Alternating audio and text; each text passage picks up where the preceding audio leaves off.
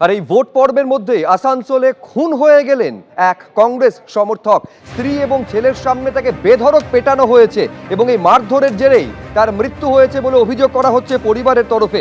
গতকাল রাতে স্ত্রী ও ছেলেকে নিয়ে জন্মদিনের অনুষ্ঠান থেকে ফিরছিলেন দেবদীপ চট্টোপাধ্যায়। এই হচ্ছে সিসিটিভি ফুটেজের ছবি, আপনারা দেখতে পাচ্ছেন। তার বাড়ির সামনে তাকে বেধড়ক মারধর করা হয় বলে অভিযোগ। ফেরার পথে বাইকে ধাক্কা মারে গাড়ি, আর সেই ঘটনা ঘিরে বচসা শুরু হয়। আর বচসার জেরে কংগ্রেসের সমর্থককে ধাওয়া করে মারধর করা হয়। নিজের আবাসনের গেটের সামনে কংগ্রেস সমর্থককে বেধড়ক মারধর করা হয়, আর তার জেরেই তার মৃত্যু হয়েছে বলে দাবি পরিবারের। আর এরই মধ্যে কংগ্রেস প্রার্থীর অভিযোগ সামনে এসেছে। তিনি অভিযোগ করছেন অভিযুক্তরা তৃণমূলের সঙ্গে যুক্ত।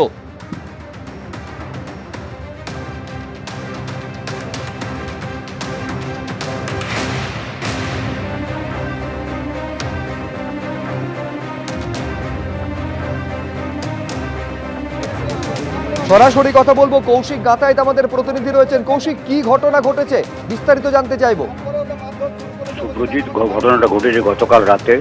একটা জন্মদিনের অনুষ্ঠান থেকে দেবদীপ চট্টোপাধ্যায় সস্ত্রীক এবং শিশু সন্তানকে নিয়ে ফিরছিলেন একটা গাড়িতে করে, এবং ফেরার সময় অনন্যা সোসাইটি বলে একটা অ্যাপার্টমেন্ট রয়েছে, এবং সেই অ্যাপার্টমেন্টের সামনে আসার পর সময়ই দু তিনজন যুবকের রাখা গাড়ি তাদের গাড়ির সাথে ধাক্কা লেগে যায় বলে যেটা জানা যাচ্ছে সূত্র মারফত।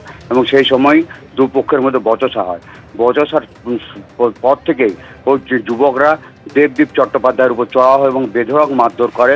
মারতে মারতে এমন অবস্থা হয় যে অনন্যা সোসাইটির যে গেট, সেই গেটের সামনে সোসাইটির যে নিরাপত্তা রক্ষী, তাদের সামনেই তাকে মারতে মারতে মাটিতে ফেলে দেওয়া হয়। তারপরে তার স্ত্রী হাত জোড় করে তাকে গেটের ভেতরে যখন ঢুকিয়ে দেয়, সেখানেও তাকে মারধর করে ফেলে দেওয়া হয়। কিন্তু তারপর তাকে হাসপাতালে নিয়ে যাওয়া হয়নি। তার স্ত্রী বলেছিলেন যে না, আমি বাড়িতে নিয়ে যাচ্ছি। একেবারে পরিবারের তরফে অভিযোগ করা হচ্ছে এইটা যে বারে বারে প্রাণ ভিক্ষা করার পরেও তাকে বেধড়ক মারধর করা হয়েছে এবং এমন মারধর করা হয়েছে তার জেরেই তার মৃত্যু হয়েছে।